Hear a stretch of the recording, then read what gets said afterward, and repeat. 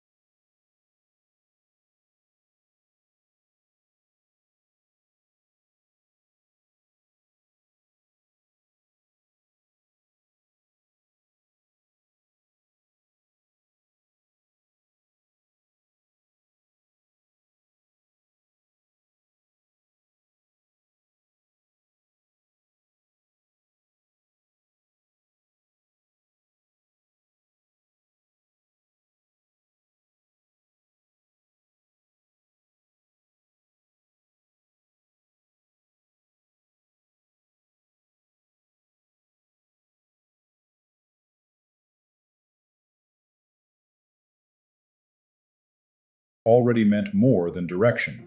It meant nearness to the powers that ordered life. This is why mountains became holy places.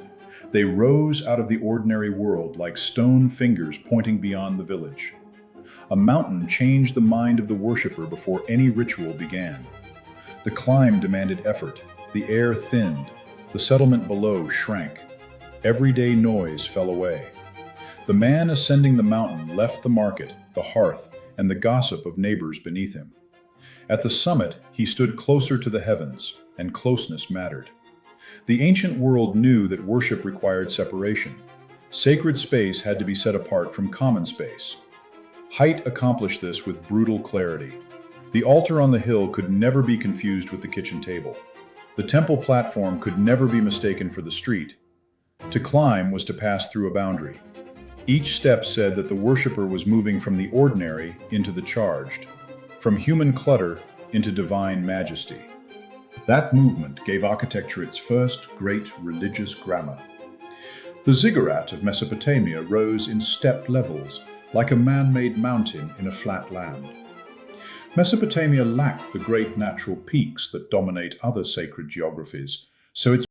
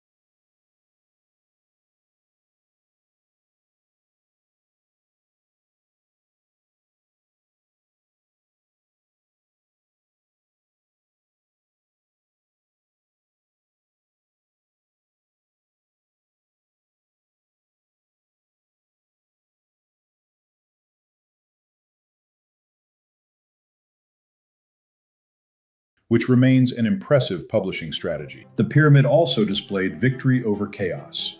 Desert, flood, death, and time pressed against Egypt from every side. The pyramid answered with permanence. Its clean lines disciplined the horizon. Its height refused decay.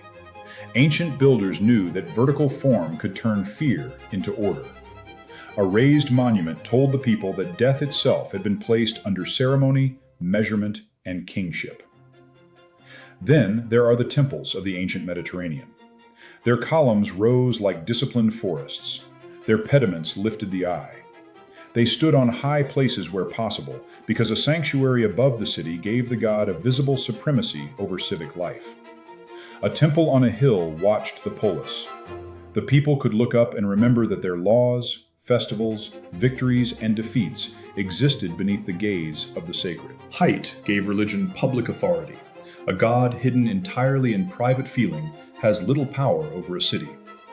A god whose house crowns the skyline becomes part of civic consciousness. The architecture trains the eye, and the eye trains the soul. Every glance upward becomes a small act of remembrance. This matters because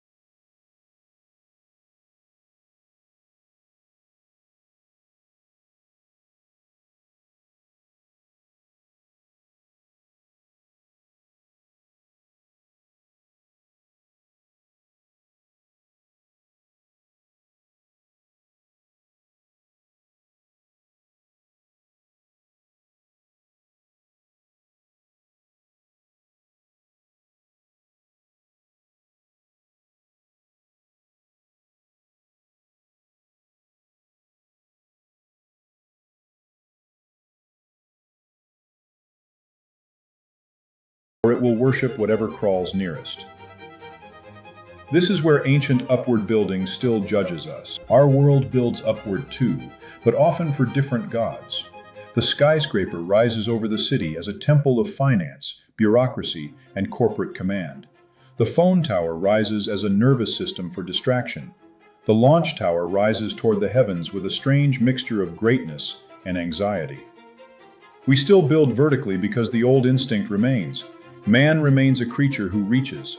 The question concerns the object of that reach. Ancient religions built upward because they understood that worship is spatial. The soul needs form. Reverence needs architecture. Awe becomes stronger when stone, stair, summit, and sky conspire together. A religion that never rises becomes thin. A culture that never builds for the sacred forgets how majesty feels, then starts mistaking convenience for civilization. The results are rarely graceful. They look like a strip mall having a spiritual